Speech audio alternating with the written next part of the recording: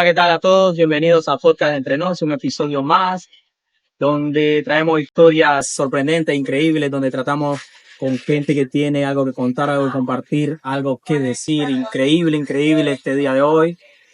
Primero, gracias a Dios por todo y la oportunidad que nos da hoy de tener con nosotros en nuestro espacio a una persona muy conocida, que nos da la oportunidad de conocer su historia, lo que transmite, lo que está haciendo y lo que está marcando hasta el día de hoy, desde que empezó, y lo que falta todavía por descubrir de este personaje. Así que yo creo que darte las gracias, Efraín, por estar acá con nosotros, conocido como TNT, desde El Salvador, acá en Madrid, en España, nos da la oportunidad de poder conocer su historia. Efraín, bienvenido. ¿Cómo estamos? Mucho gusto, ¿no? La verdad, alegre de estar aquí. Primera vez en un podcast acá en Madrid. Así que nada, espero pasarme la dieta, ¿verdad? Seguro que sí la vamos a pasar bien. Eh, que todo aquel que lo vea le dé like, lo comparta, deja tu comentario en la cajita. Vamos a empezar con a saber quién es Efraín, de dónde viene. Efraín, cuéntame. Eh, Pues fíjate que, bueno, yo nací en un cantón, se llama Lourdes, Colón, en El Salvador. Eso ya es a las afueras de San Salvador. Y pues de ahí viene Efraín. Mi papá también se llama Efraín, entonces por ahí como que dijeron, le vamos a poner Efraín a este cipote. Cipote en El Salvador es como sí, por- niño, por ahí. Entonces, sí vengo como de un lugar como bastante de pocos recursos, por decirlo así. Ujú. Y luego en el tema de la violencia y todo eso, sí fue como de los lugares más complicados. Pero así es como viene Efraín, luego estudio arte plástica y todo eso, pero ha sido como un proceso bien largo, ¿verdad? Sí. ¿Cómo descubres que te apasiona el pintar muros, el pintar grafitis? ¿Cómo lo descubres? ¿A qué Fíjate edad? que a mí me gustaba dibujar mucho desde muy pequeño y ya cuando me recuerdo que por influencia de un primo le mandaban revistas de Estados Unidos, le mandaban unas revistas que tenía como carros y todo eso, y los últimos apartados eran graffiti, tatuaje y todo eso, entonces veíamos las letras en los trenes. Y ahí fue como la primera referencia de empezar a hacer letras también nosotros, pero no sabíamos ni qué se llamaba graffiti, ni cómo era la técnica, nada. Prácticamente era como hacer los nombres de las materias en los cuadernos, por ejemplo, sociales, matemáticas y todo eso. Y así es como empecé como en el área del grafiti, la verdad. Luego ya con el tiempo, creo que en el 2006 fue la primera vez que pinté un grafiti en la calle, que como te decía, estoy a un año de cumplir 20 años de pintar. Y entonces sí fue como ese proceso de que me gustó mucho pintar letras y después lo evolucioné a todo lo que ustedes decían. Ah, sí empezó esa pasión por el graffiti, Sí, a sí, sí. descubrirla ya pintando muros y eso. En el 2006 empiezas a pintar los primeros grafitis. Ya en el 2000, mira, yo comienzo a dibujar como en el 95 quizás, por Ujú. ahí. Pero recuerdo que siempre fui malo dibujando, así literal fui malísimo dibujando. Entonces, 2006 se me da la oportunidad ya de salir a la calle y poder pintar algo de lo que traía en cuadernos y todo eso. Entonces, ahí es como me involucro más en salir a pintar en los muros. Y desde el primer muro que pinté me encantó tanto que dije, voy a seguir en esto. Wow. ¿Cuál es digamos, el graffiti cuando tú empiezas a pintar y a plasmar esas ideas que tú tienes internas, que tú recuerdas hoy con mucho sentimiento? O sea, que tú dices, lo veo y me... Mira, cada episodio de Pintar Graffiti creo que tiene su secuencia de recuerdos. No te puedo decir uno como tal porque vaya, mira, la primera vez que yo pinté acá en Madrid, me recuerdo que vine a un festival que por cierto me invitaron y todo, pero al final me dejaron tirado. Entonces yo me recuerdo que eran la 1 de la mañana y yo estaba como a las afueras del metro esperando ver dónde me iba a quedar a dormir. Entonces son de esas experiencias que no se te van a borrar, pues fue mi Ya, primer enlace en Madrid. Y digamos, yo venía como de participar mucho en eventos de Latinoamérica y sabes que los latinoamericanos somos muy cálidos, que si vos no tenés sí, dónde dormir, sabes que hay otro amigo que te va a dar, un no importa rinconcito ahí. si es un colchoncito chiquito y todo eso. Entonces, siento que en Europa no es eso. tal vez no es tanto por la disposición de la gente, sino quizás porque acá hay personas que antes caben en su cuarto Claro. o no los deja su roomie que lleves otras personas y cosas así. Entonces, yo creo que del arte, cada vez que vas a salir a pintar, te lleva como a otro sentimiento, a decir, me gusta esta pieza por esto. Entonces creo que cada pieza que vas haciendo es diferente y te llena de diferentes formas. De diferentes formas, claro. El arte que has plasmado te ha llevado a diferentes países. ¿Cómo sientes que ha influido en tu estilo de tanto de vida como de persona? No, totalmente. Yo creo que me debo mucho al arte. Pues muchos me conocen por ser artista y por pintar y todo eso. Entonces, mi influencia más grande sí es pintar, porque desde muy pequeño comencé, bueno, desde que tenía ya los 18 y pude salir del país, comencé a viajar mucho, mucho. Entonces, creo que es de las cosas que más digamos, ese proceso cultural que adquirís fuera de tu país, es como lo que te lleva a crecer como artista, como persona y evolucionar. Entonces, creo que se lo debo a eso. Sí, qué guay, ¿no? ¿Qué se siente? Yo siempre digo, en el caso de nosotros que venimos, digamos, de un país que muchas veces no es muy conocido, digamos, así porque a veces cuando hablas con personas y hablan, Nicaragua, ¿dónde es eso? O El Salvador, ¿dónde queda eso? Suele pasar, tú como persona cuando vienes a un país como, digamos, España o cualquier país que has visto que has estado en varios países europeos y has pintado y eso, yo veía un video tuyo y me marcó mucho, la verdad, me marcó mucho como una persona que está iniciando en este mundo, como persona, como alguien que ve ejemplo. Sí, Y yo veía tu video cuando fuiste y hiciste la gira en Estados Unidos, si no estoy mal. Y dijiste unas cosas que yo creo que nos pasa a la mayoría de las personas, que es cuando alguien no cree en ti por X razón o motivo, o tal vez como dice, no veo talento en ti, no creo en ti, y esto y lo otro. Y tú decías, yo vi que nadie iba a creer en mí, pensé que me iban a contratar marcas muy importantes y esto, y no pasó. sí. Y hiciste en la gira y tuviste éxito. Cuando tú ves el resultado de la gira que haces y obtienes ese éxito, ¿cómo te sentiste? Primero que tú habías pensado que no ibas a tener éxito y que no ibas a tener respaldo, pero cuando ves el respaldo y los resultados de la gente, ¿cómo fue esa experiencia para ti? Fíjate que, mira, bueno, el video dice al inicio, en El Salvador no hay apoyo. Normalmente el arte, siento que en los países subdesarrollados como del que venimos, el artista casi siempre busca un apoyo de algo, pues de una institución, de un gobierno, de una marca y todo eso. Es por eso que tal vez los artistas nos cuesta crecer, porque siempre buscamos un respaldo de algo, pero no sabemos que el potencial que tenemos nos puede llevar a muchas cosas. Entonces, quizás por eso es que digo al inicio que en El Salvador no hay apoyo, pero como dando a entender que la mayoría de artistas se limitan a crecer por ese pensamiento tal vez un poco mediocre de querer que nos apoyen en todo, pues. Claro. Es como que, no sé, como ahorita tal vez vos estás has conseguido tus trípodes, tus celulares para hacer transmisión, tu computadora, pero porque vos quisiste hacerlo. Claro. O sea, no vino alguien y te dijo, aquí están las herramientas de hacerlo. Ya. Vos lo buscaste. Entonces, así es como inicia tal vez ese proyecto.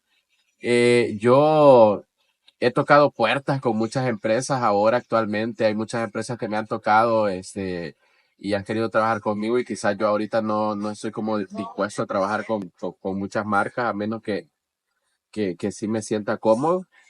Y cuando hago esta gira, es totalmente un cambio de todo lo que está haciendo, porque normalmente los artistas y sobre todo de graffiti, va viniendo del Salvador, de un país que ha tenido un índice de violencia muy complicado y todo eso. Sabemos que todo el arte del graffiti y todo eso no ha sido como tan bien visto. Ya, ya. Y llegar a Estados Unidos y tener en un lugar topadísimo de gente, 600 personas en un lugar,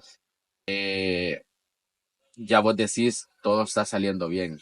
Cuando hago la gira en Estados Unidos, que por cierto yo me la costeé toda, nunca pensé tal vez que iba a tener tantas personas apoyando. Y tuve, mira, habían personas que ni siquiera eran salvadoreñas que estaban ahí, llegaban como a consumir mi contenido, a verme pintar, a que le firmara algo. Pinté un montón de cosas, pinté como, o sea, carros demasiado exclusivos, hasta telas. Eh, mira, y la gente muy, muy dispuesta, pues, con todo lo que se está haciendo. Entonces, cuando ves todo eso, vos decís, estoy haciendo bien las cosas. Claro. Y te das cuenta que no es necesario también que tengas un apoyo tan grande de una marca, de una empresa, sino que si vos haces bien las cosas, sos disciplinado, sabes que vos vas a lograr ese objetivo que te has propuesto y has trazado. Claro, claro, ¿verdad? ¿Cómo,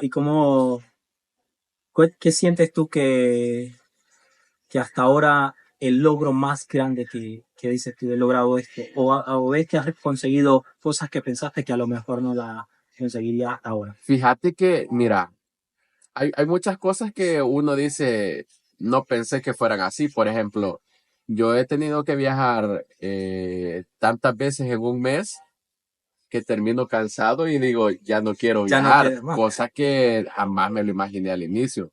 Pero, mira, de las cosas que me ha dado el arte, creo que lo mejor de todo es el intercambio cultural con muchas personas y los hermanos que yo he hecho en cada país donde voy, porque, por ejemplo, bueno, no nos vayamos muy lejos, yo conocí a Nelson, a un amigo de acá de Madrid, a Papi Alca, le decimos nosotros.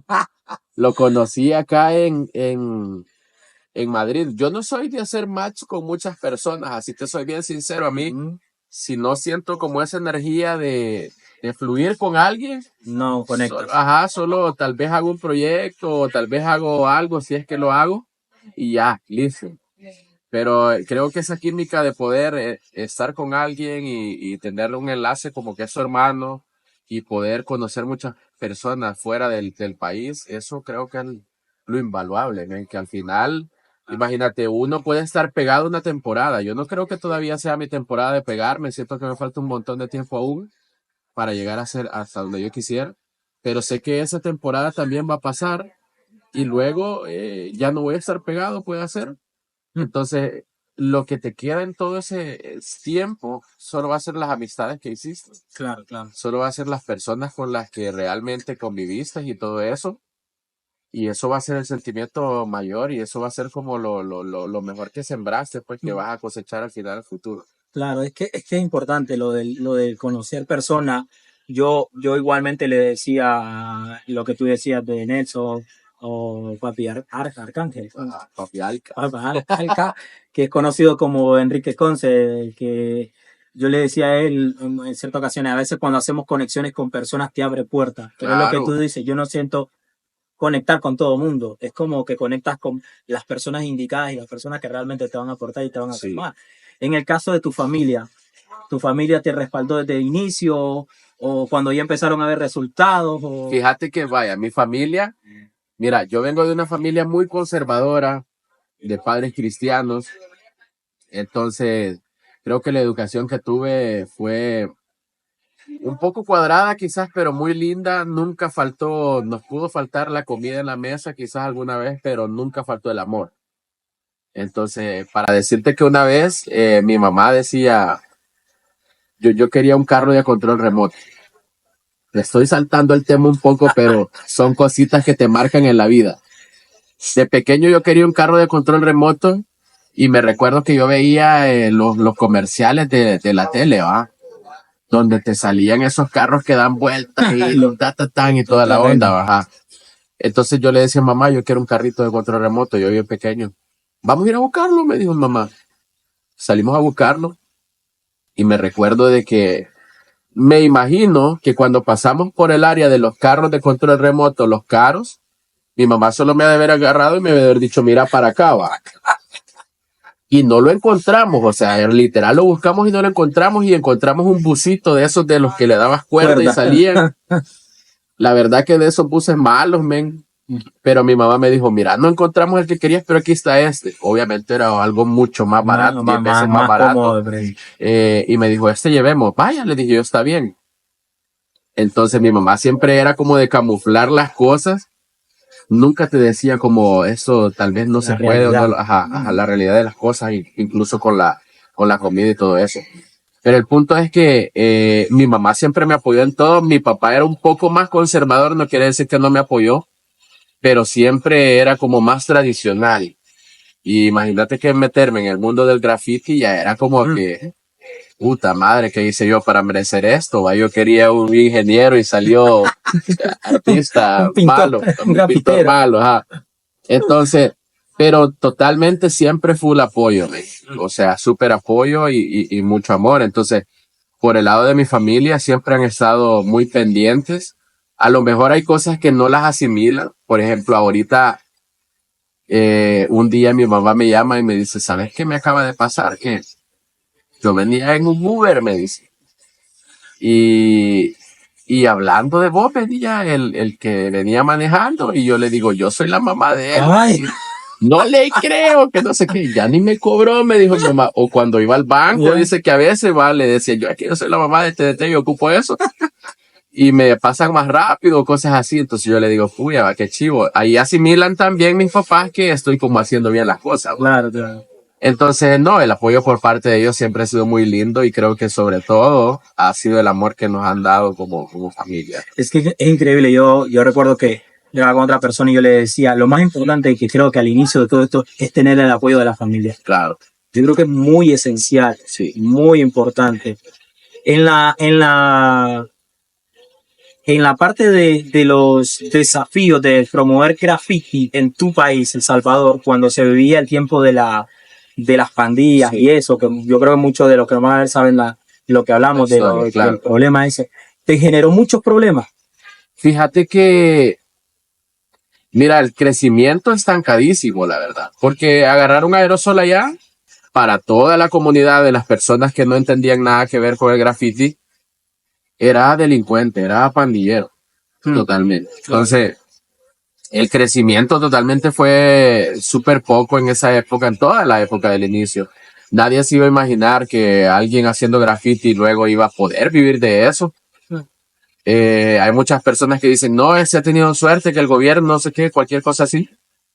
Pero nada que ver si uno viene de la calle, de llegar a pintar en lugares donde full habían cientos de pandilleros e incluso ellos te daban el aval para que pintaras. O sea, vos tenías que entrar a las comunidades y ese enlace que tenía, digamos, tu otro amigo que pintaba, él como vivía en esa comunidad, sabías que tenía, que él conocía a la mamá de fulano y la mamá de fulano le podía decir a fulano para que le dieran autorización. Normalmente no podías entrar a una comunidad si no tenías permiso de unas pandillas, de la pandilla que controlaba cierto sector, pues. Aún así nosotros pintamos muchos lugares, estoy diciendo toda la comunidad que hizo grafiti en esa época.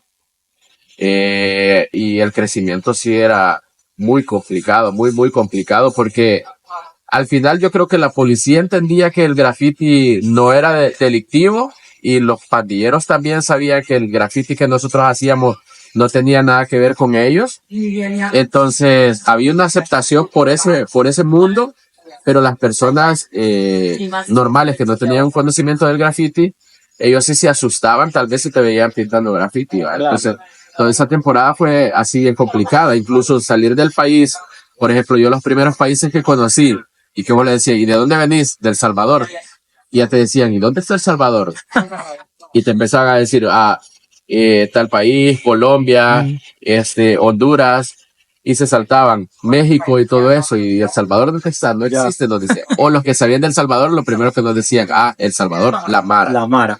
Eso era lo primero, eso es lo primero que te decían.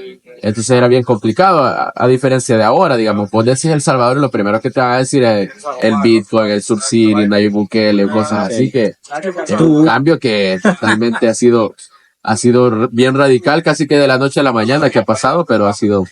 Y es que se nota, la verdad, se nota el cambio, lo que hablábamos anteriormente de la cámara, lo que se nota el cambio que ha tenido El Salvador, la evolución que va teniendo, y al final es como lo que tú dices, eso ahora he tenido un crecimiento y vas creciendo, que al final, si eso siguiera, todavía estuvieras ahí a lo mejor estancado. Pero mira. Sí, sí, sí. Hay mucha gente que me dice, mira, vos sos muy pro gobierno. No, total, hay mucha gente que me dice, vos sos muy pro gobierno, quizás te pagan y que no sé qué.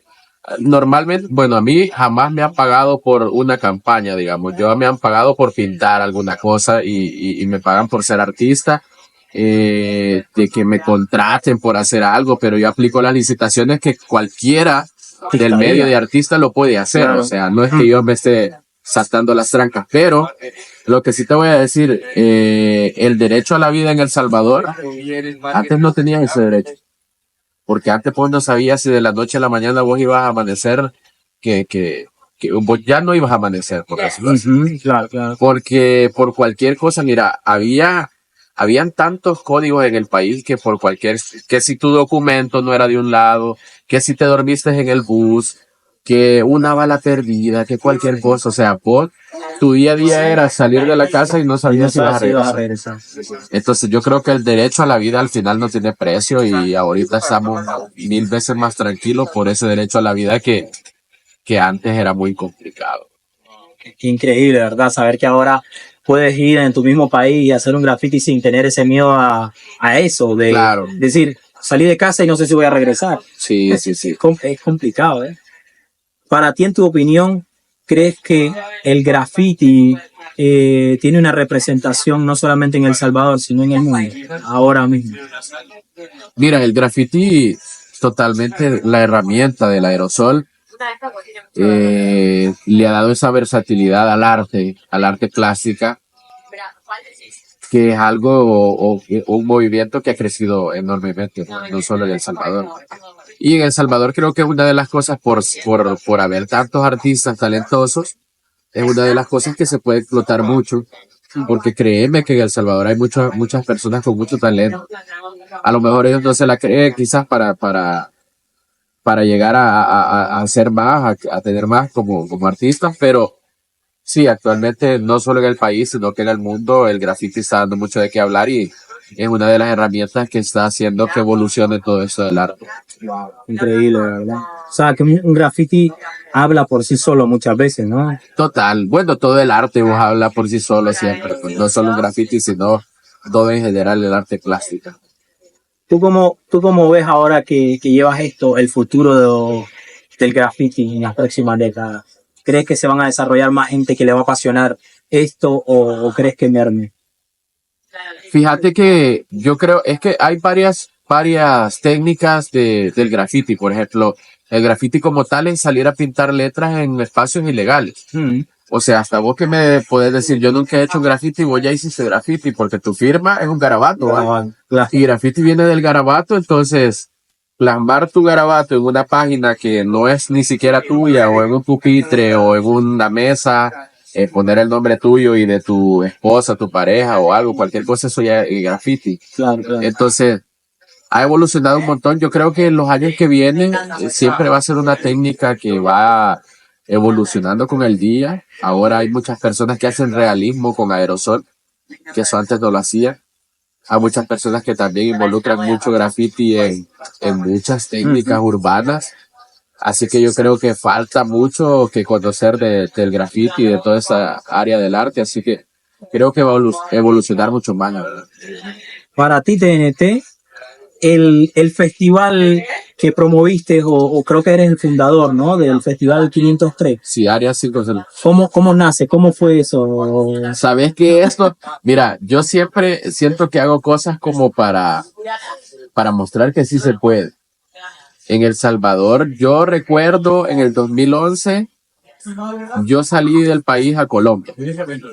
Y en ese año, no me recuerdo si fue 11 o 10, pero ese año yo fui a un festival bien grande que lo hacían casi todo un mes y hacían una gira que era Bogotá, Medellín, Cali, Pereira, Manizales, parece, había en varios lugares.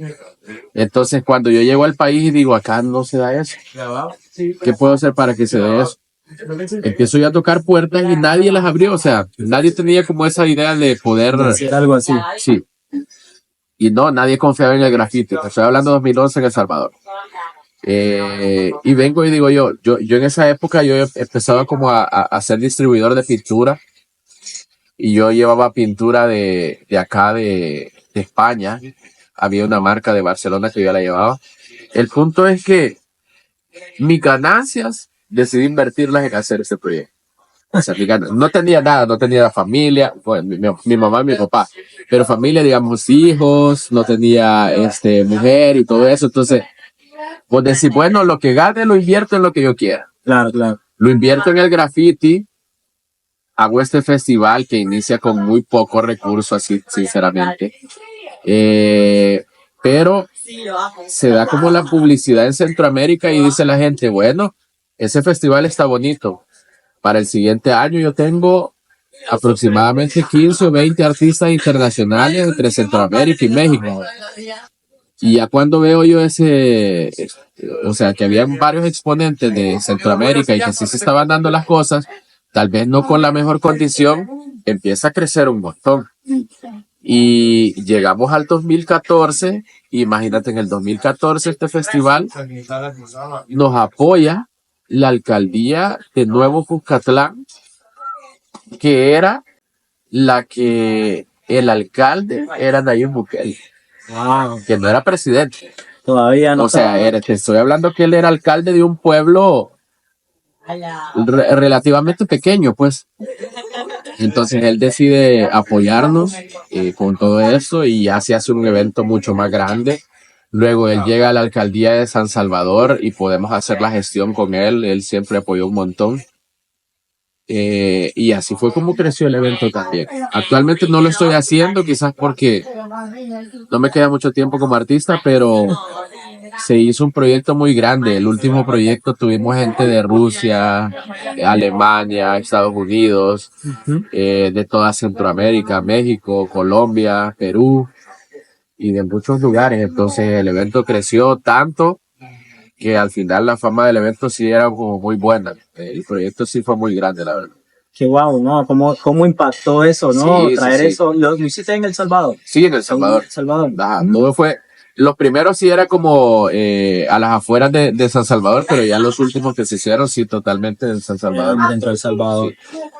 Wow, qué increíble, ¿no? Que impactes con algo así y quede marcado en la historia, o sea, de que en El Salvador, digamos que un día no estés y dices, mira, TNT, como era Sí. conocido. Bueno, el movimiento, creo que el festival más grande que ha habido de graffiti en Centroamérica ha sido en El Salvador. Ha sido eso. No hay otro. Ahorita no hay otro. ¿Actualmente tienes proyectos hechos o planeados por hacer? Tengo muchos proyectos, pero ya son más personales. No pienso hacer un festival por ahora. Quizás por la dedicación que le estoy poniendo como a mi carrera como artista. Pero tengo muchos proyectos, la verdad, que están enlazados en mi cabeza para ejecutar y hacerlo ya en esos años. Qué guay, qué guay. La verdad que es increíble, ¿no? Conocer tu historia de esta manera, o sea, saber cómo iniciaste, dónde vas, qué estás haciendo, a dónde vas a llegar. Yo creo que lo que he visto, yo le comentaba a mis compañeros del trabajo, y les decía, eran tantos sentimientos encontrados, a la vez emoción, a la vez nervio, a la vez, no sé, algo increíble. Yo le decía, mira, voy a estar con este chico haciendo una entrevista por si luego la quieres ver, la comparte. Y veían tus dibujos y decían, Brian, ¿este chico dibuja esto? Sí. Y le enseñé el dibujo justamente de Residente. Sí. Y cuando lo vieron, me dijo, ¿él hizo eso? Sí. Y no te creo, sí, bájala aquí una vez y me dice, ¿pero cómo lo hace? Y yo, no, él tiene su arte, artista, creció con esto y aprendió a hacer esto. Y cuando vieron el de Cristiano y luego el de Luisito, ¿cómo sientes tú, TNT, cuando la gente ve esos dibujos, digamos, en El Salvador, en otro lado, y luego a lo mejor te comentan en tu interior, qué emociones sientes? Fíjate que, bueno, se siente bien bonito porque hay mucha gente que te dice, no esperaba que fuera salvadoreño. Es lo primero. Hay mucha gente que me dice, mira, pero vos vives en Estados Unidos, va. Y yo, no, soy de El Salvador. Es más, cuando yo pinto a Luisito Comunica, yo me recuerdo que en El Salvador, yo había pintado bastante, la verdad, pero nadie me conocía. me conocían muy poco.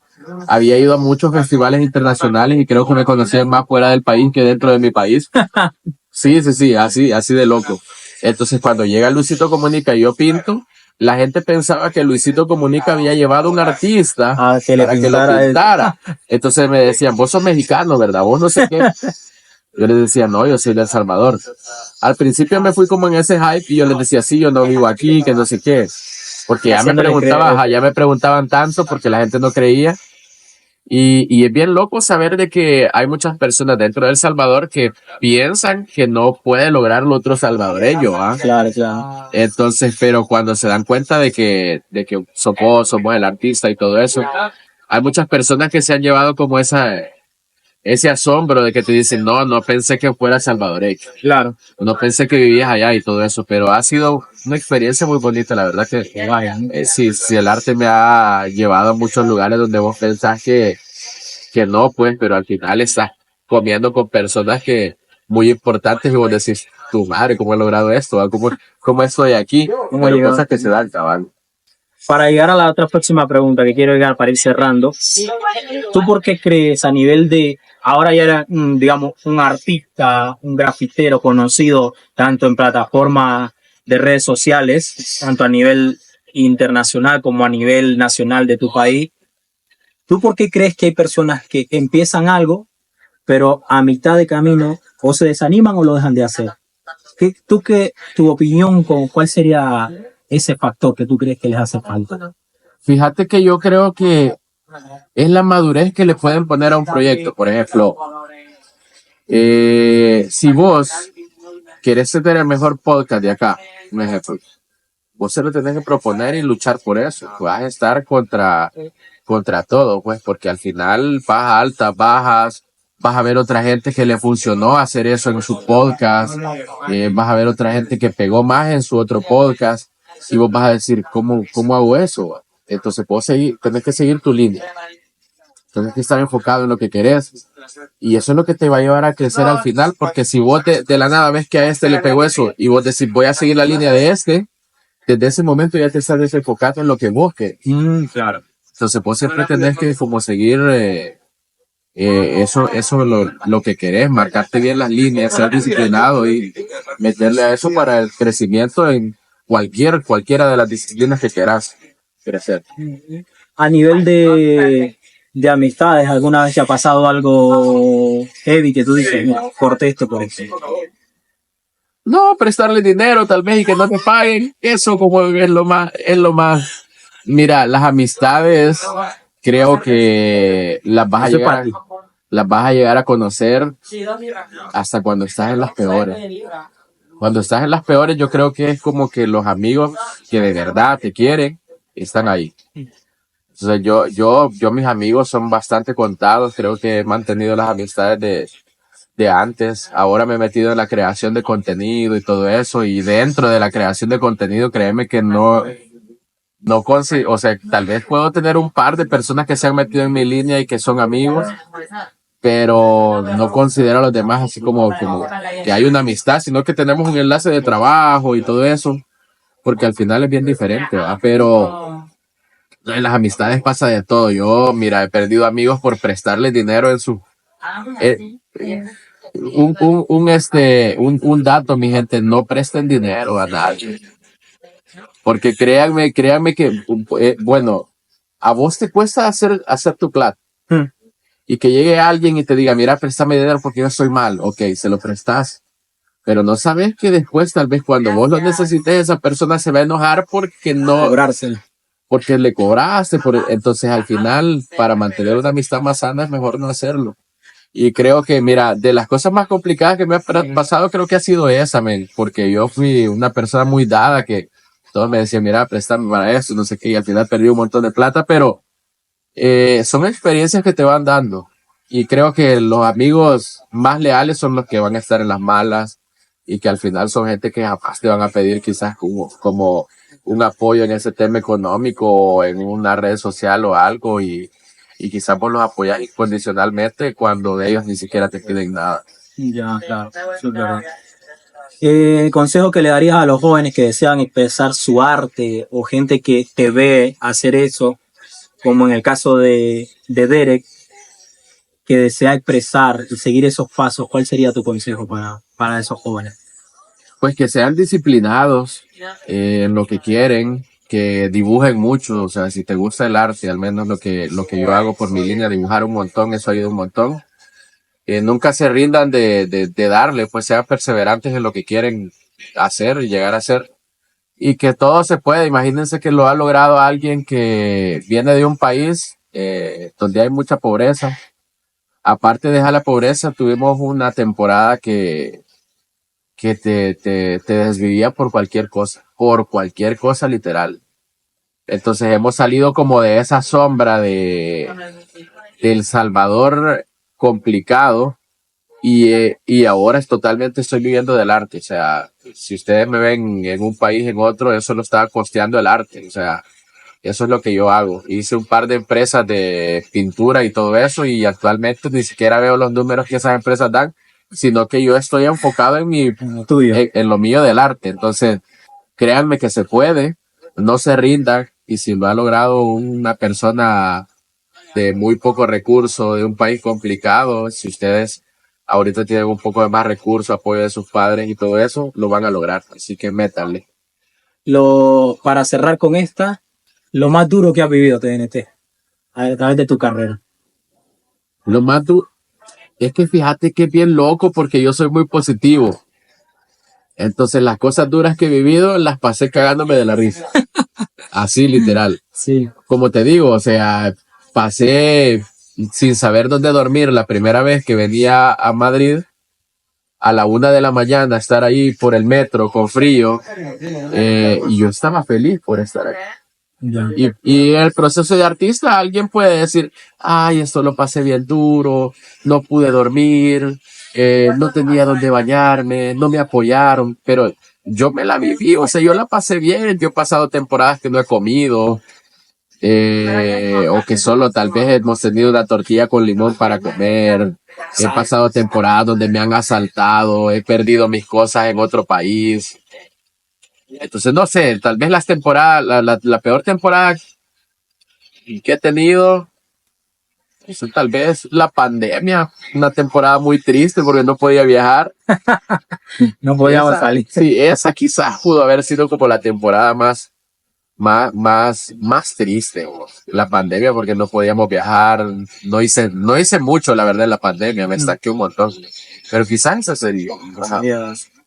Bueno, pues que decirte muchas gracias, la verdad, conocer no la historia completa, un trocito de lo que es tu carrera como grafitero, como artista, darte a conocer, de verdad que para mí es un privilegio tenerte en nuestro espacio de podcast entre nos, que sé que la próxima vez que vuelvas, probablemente tendremos otro espacio, que hoy lo estamos haciendo a lo natural, a lo Está bonito, orgánico. me gusta. ¿Te gusta? Sí, ¿Qué tal te has sentido? No, muy bien, la verdad, muy bien, sí. Bueno, encontramos uno de los espacios de azotea, lo que es el Warehouse, donde hemos tenido la oportunidad de tener a TNT, conocido en sus redes sociales, que ahora él nos la dejará por todo aquel que quiera seguirte, conocerte, seguir tu carrera, si alguien quiere, qué sé yo, alguna colaboración, algo contigo, pues ya dejarás tus redes para eso.